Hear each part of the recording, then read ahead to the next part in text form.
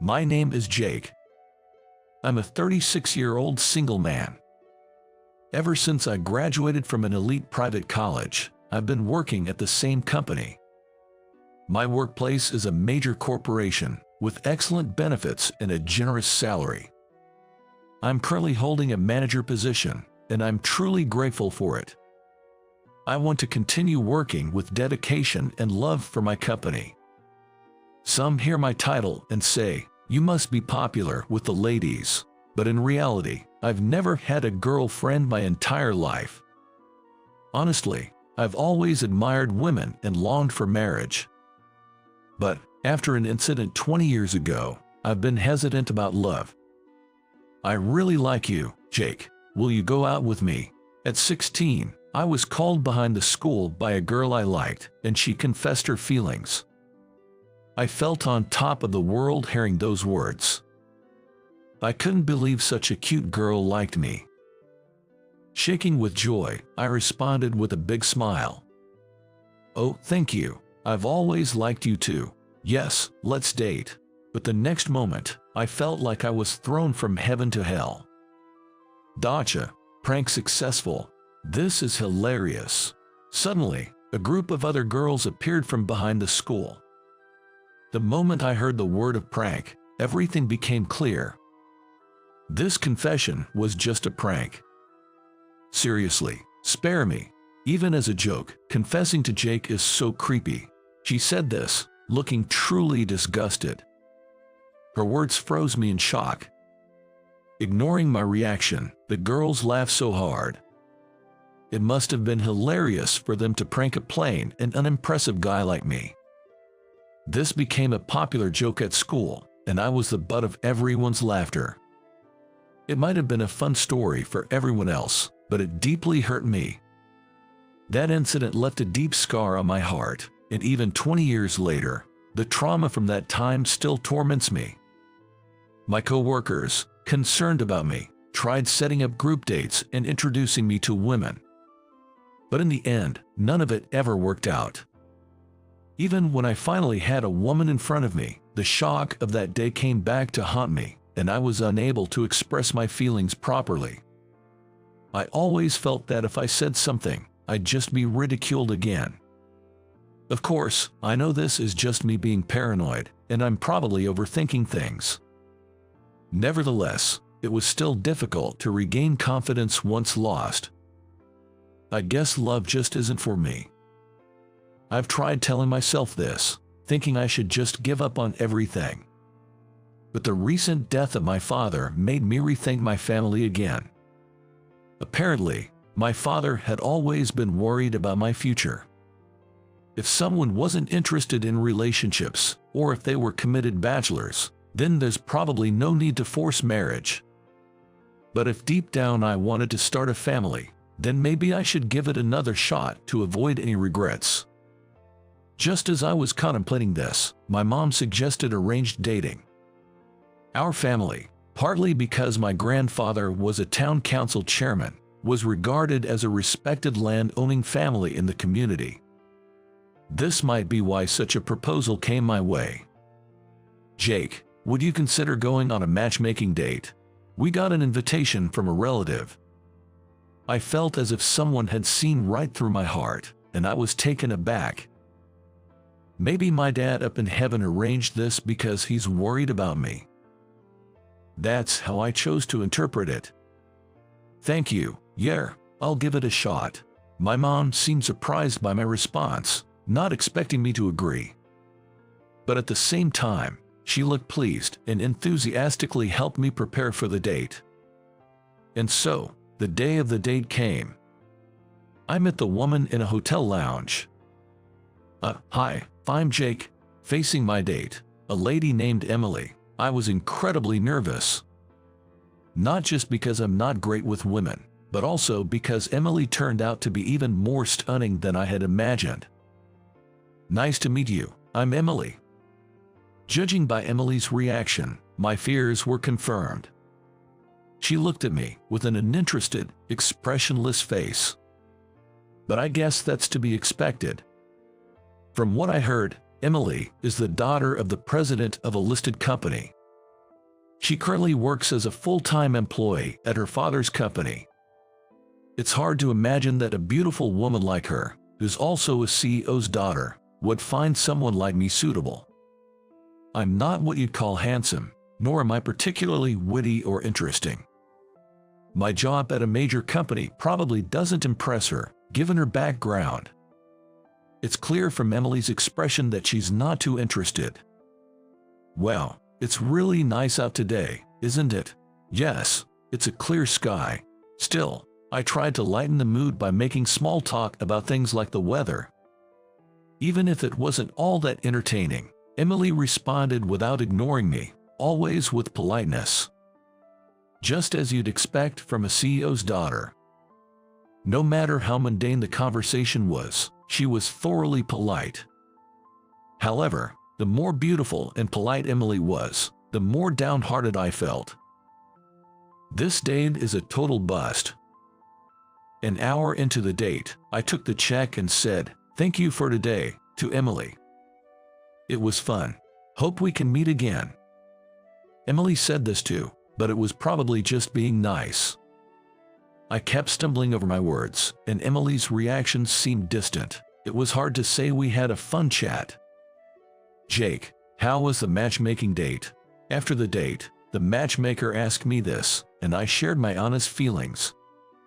Emily is absolutely stunning, way too good for someone like me, but I'm not great at conversation, and it seemed she didn't enjoy herself. I think we're not a match. Really? Emily said she had a good time. The matchmaker mentioned this, but it was likely just a polite gesture. In reality, I hadn't heard from Emily since, and there's been no progress. Love just isn't meant for me. I thought I'd never see Emily again, but later, I'd have a surprising reunion with her. Starting today, a new employee has been assigned to our department. I hope we can all help each other to train her. Director Steve mentioned this while introducing the new employee, and to my surprise, it was Emily. I was taken aback by this unexpected development. Why on earth would the CEO's daughter transfer to our company? My name is Emily Smith. I'm sure I might cause some inconvenience as I'm still learning, but I kindly ask for your guidance. Saying this, Emily gave a respectful nod. The male employees seemed to be heartened by the fact that she was quite beautiful. However, I was overwhelmed with anxiety, almost panicking. At the failed matchmaking event, I'm sure Emily had formed a negative impression of me. Working in the same department now, what was I supposed to do? But, to my astonishment, Emily approached me during lunch break. "Hi, Jake. It's been a while." Even though I thought our relationship ended after that awkward date, seeing Emily again made my heart race uncontrollably. She was that captivating. But I tried to keep a straight face, not letting her notice my feelings. "Oh, hi Emily. Never in my wildest dreams did I think I'd see you here at this company." "Yes, about that. Actually, my father asked me to get some hands-on experience. As you can see, I'm not the best at communicating, so he told me to train at another company." Wow, I was shocked hearing Emily's confession. Honestly, I thought I'd never see her again.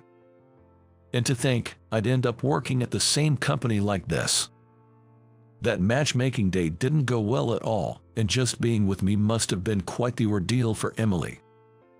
And yet, she came to this company for training. Her father must be quite strict, I guess. While I was still grappling with my feelings, Emily, with her ever-calm demeanor, continued to explain. "It was a decision made between my father and the company. Only you are aware of this situation to ensure the other employees don't feel uneasy or obliged. So, please keep this between us. I understand. I'm nervous about this new environment, but if you are here, I feel reassured. I hope we can get along well from now on." Saying that, Emily gave an awkward smile and went back to her work. Even now, despite Emily's polite manner of speaking, she was giving off a distant and cold impression. I had the feeling that she might have forced herself to talk to me, which made me feel uncomfortable. Maybe Emily thinks I have something on her. Perhaps she's worried I might blurt out to everyone that she's the CEO's daughter. So, I decided to reassure Emily. Look, Emily, I promise I won't ever spill your secret to anyone. You don't have to be so cautious around me. What are you talking about? Just that. You don't have to be so kind or go out of your way for me. I'm not the best at conversations, and I feel you might get tired of talking to me. Upon hearing that, a sad expression crossed Emily's face. Why does seeing her like this make my heart feel so tight? Do you feel bothered by me following you around, Jake? What? I was taken aback by Emily's unexpected words. Before the arranged date, I had already heard about training at this company. I wasn't sure about it, but after meeting you, I decided to come here. I thought I could grow in a workplace where there's a sincere and kind person like you, Jake, but it must be annoying for you, having a reserved woman like me always around, right? After hearing Emily's words, I was completely taken aback. The first time I met her, I thought she disliked me. But Emily had a rather positive impression of me. At first glance, she seemed distant, but through our conversation, I discovered a different side of her. Emily, like me, is a bit clumsy.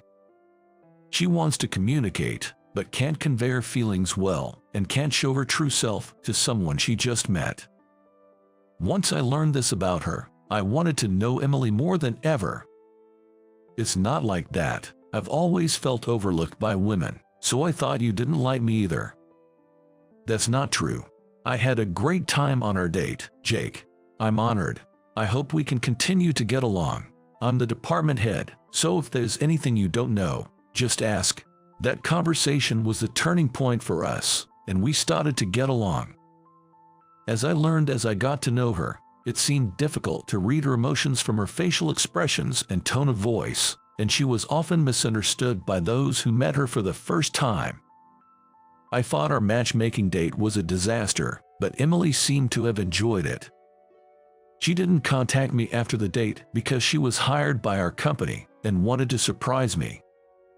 Despite her ice queen appearance, I learned that Emily is actually a straightforward and earnest woman. Moreover, she turned out to be incredibly competent, making a big difference at our company. But from my perspective as the department head, Emily definitely had challenges with communication. She's excellent at her job, but her monotone and expressionless manner sometimes gave others the impression she was apathetic and unsympathetic.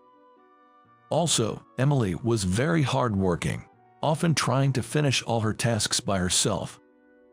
From her perspective, she just wanted to be helpful to everyone. However, others perceived it as if it's up to others. I'll do it because I'm better. Kind of a one-woman show. Indeed, she had a self-sacrificing nature. I, considering others' views as well, shared some work-related advice with Emily. Emily had an open-minded character.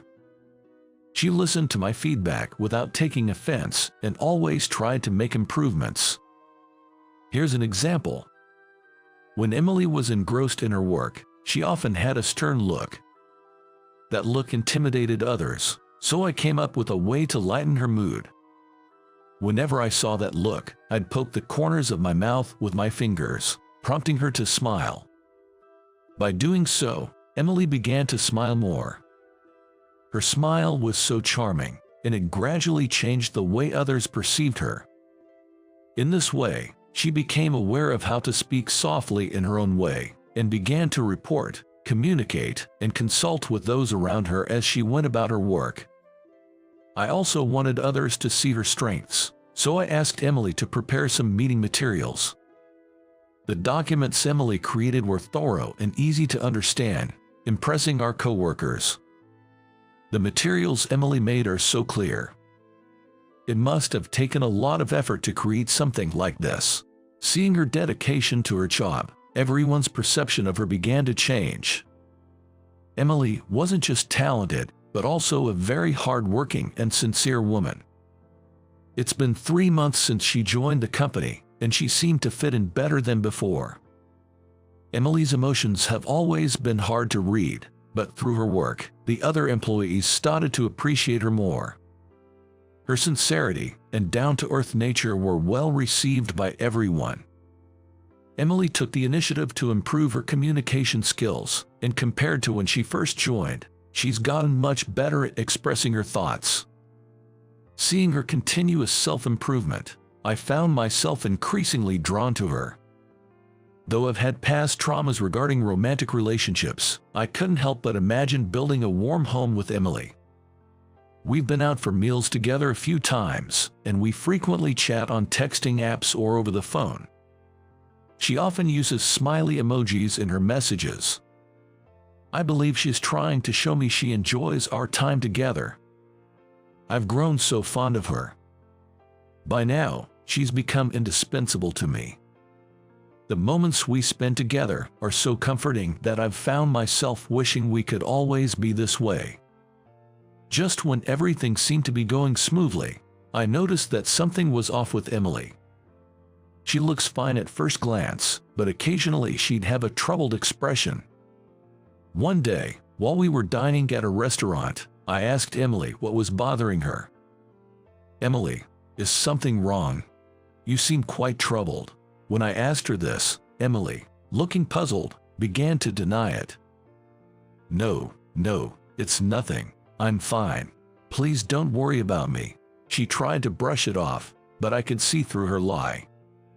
She was probably trying to hide it so I wouldn't worry. But I couldn't leave Emily in this condition. I made it a point to always keep an eye on her from then on. Then one day, I came to understand what had been bothering Emily. One day, there was a meeting with a client in the department I belonged to. At a meeting with a client in my department, Emily was assigned to serve coffee. I decided to check on her in the break room. Suddenly, I heard yelling from inside. It was, shockingly, Steve, director. "Hey, stop dawdling. Hurry up with that coffee. Not only are you slow, but you're also so rude. You're useless." Steve said that, hurling abusive words at Emily. She tried to hold back her tears while preparing the coffee. Seeing this, I was certain that Steve was the source of Emily's distress. It was, in fact, Steve who had assigned Emily the task of serving coffee. He must have been harassing her in such a secluded place. This is pure harassment. I couldn't contain myself and confronted Steve. "Director, what are you doing?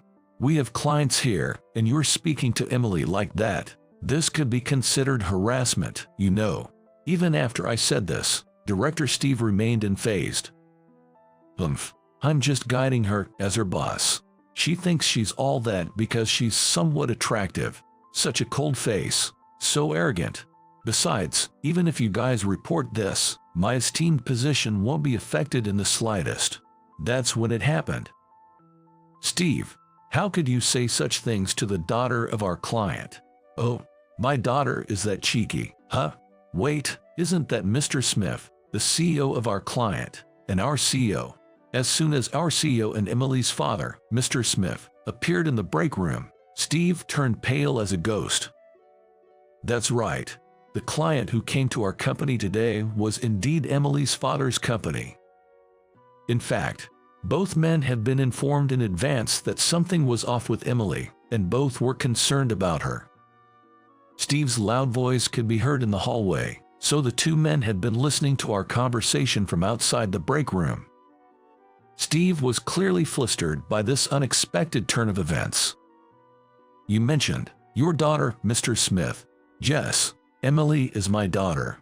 "Dad." Perhaps seeing her real father broke the tension for Emily. Emily went over to her father and broke down in tears. It was evident from this reaction just how much stress Emily had been under. Both CEOs gave Steve a contemptuous look. "Steve, we'll be having a thorough discussion about your actions towards her. We'll inform you of any disciplinary measures afterward. Brace yourself." "That's an exaggeration. I was just guiding Emily for her own good." Steve claimed that, but upon speaking with Emily, it became clear about his day-to-day conduct. According to Emily, Steve, who was married, had taken a liking to her beauty and had invited her out privately. Of course, Emily declined his advances. Upon being rejected, Steve began harassing Emily on a daily basis out of spite. Not wanting to cause any concern, Emily hadn't spoken to anyone about it. However, upon talking to other female employees, it was discovered that there were other victims of Steve. He had been approaching several female employees he took a fancy to. There were even women who were pressured into spending the night with him in exchange for favorable job evaluations. This behavior was deemed problematic, and Steve was demoted from his position. He was transferred to a branch office in a remote location. I never imagined I'd get demoted at 50. My wife's left me, my kids have given up on me, and everything looks so bleak. After his demotion and a major pay cut, the director felt as though he had lost everything all at once. Considering he was a family man but still made advances to female coworkers, it's no wonder his family turned their backs on him. It's a classic case of getting what you deserve. It's truly a good thing that his misconduct came to light now, preventing further victims like Emily from being hurt. Emily, if you ever have any problems, remember you don't have to bear them all by yourself. After all, I'm a manager here, so feel free to discuss anything with me. As I said that, Emily looked genuinely remorseful. I'm sorry, you're right. If I had spoken up sooner, we could have addressed the director's behavior much earlier. While the conscientious Emily felt that way, I wanted to convey more than just that. Of course, it was essential for us to be aware of the director's actions. However, what I truly wanted to express was my personal sentiment. I didn't want Emily to suffer alone. I want to be there for you, Emily, no matter how minor your concerns might be. You mean a lot to me, Emily. What? Hearing my words, Emily's cheeks turned a deep shade of red. It seemed she finally understood my feelings. Never in my wildest dreams did I think I'd have another chance to express my feelings to a woman. I'm not afraid of getting hurt anymore. A determination to convey my feelings to Emily grew within me. I love you, Emily. I truly want to be by your side forever. The moment I said that, Emily looked at me, her face emotionless but with tears glistening in her eyes. In response, I playfully turned up the corners of my lips, like I always do. And as always, she flashed her warm smile back at me. It was even brighter than usual, a smile I was sure I'd never forget. She looked so content and happy in that moment. Though communication has always been a challenge for us, in that instant, I felt we truly connected. Maybe words aren't always necessary for true love,